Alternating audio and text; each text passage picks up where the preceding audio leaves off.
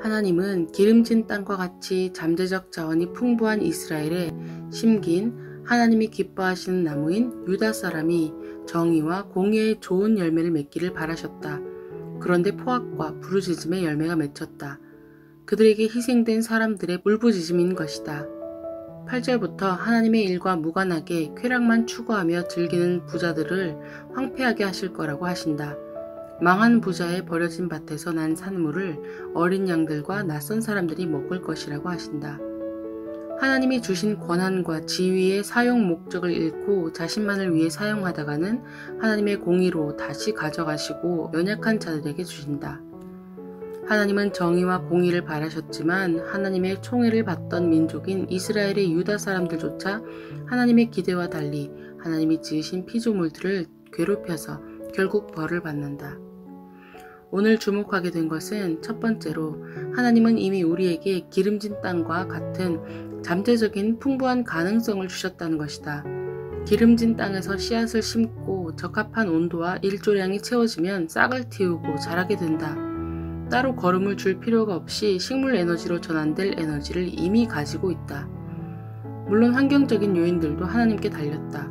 보호도 제공하셨다.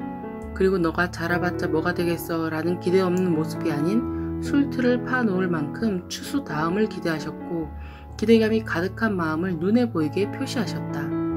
이제 그런 사랑 담긴 기대와 기름진 땅과 따뜻한 보호 안에서 잘 자라면 될 것이었다.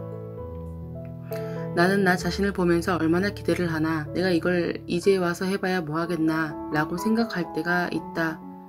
하지만 하나님은 기대하다 못해 열매 맺고 그 후에 포도주를 담글 준비까지 해 놓으셨다는 것이다.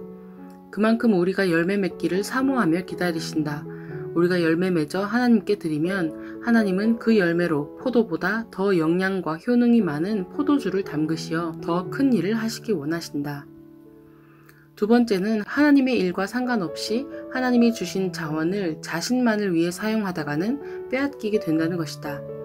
하나님은 정의와 공의를 기대하셨다. 그런데 당시 유다 사람들은 하나님이 주신 자원을 이용해서 다른 사람을 희생시키고 울부짖게 만들었다. 그렇게 얻은 부로 자신의 재산을 늘려가면서 자신만 흥청망청 즐기고 있었다. 하나님이 행하시는 일에 관심을 두지 않고 하나님이 하신 일을 보지 않으면 그 무지함으로 사로잡혀 굶주리고 목마를 것이라고 했다. 쉬운 성경에는 지식이 없어 포로가 되며 굶주리고 갈증을 겪는다고 했다.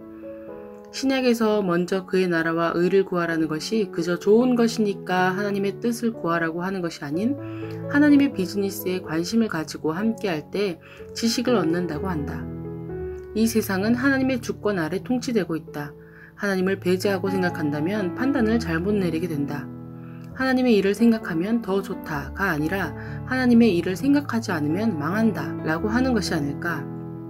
그래서 하나님의 일을 늘 생각하며 나의 삶에 연관지어야 할 것이다. 하나님은 내게 기름진 땅을 주셨다. 나는 계속 열매를 맺고 그 열매로 또 가치 있는 일을 할 수 있다. 하나님은 그것을 기대하신다. 그리고 하나님의 일에 관심을 가지고 주신 것을 정의롭고 공의롭게 사용하여 나누기를 원하신다. 하나님이 나를 기대의 눈빛으로 응원하신다. 앞으로 이룰 나의 열매와 그 열매로 어떤 일을 할지 벌써 머릿속에 계획하시겠지. 내게 주신 기름진 땅에서 내가 맺을 열매들을 위해 땀을 흘려야겠다. 공부하고 실천하기를 반복하면서 열매를 맺고 그 열매로 하나님 나라를 위해 쓰이고 싶다. 그래, 하나님은 내 열매를 통해 더 큰 일을 꿈꾸신다. 하나님께 쓰임받기에 내 나이는 아직 어리다. 잊지 말고 열심히 해보자.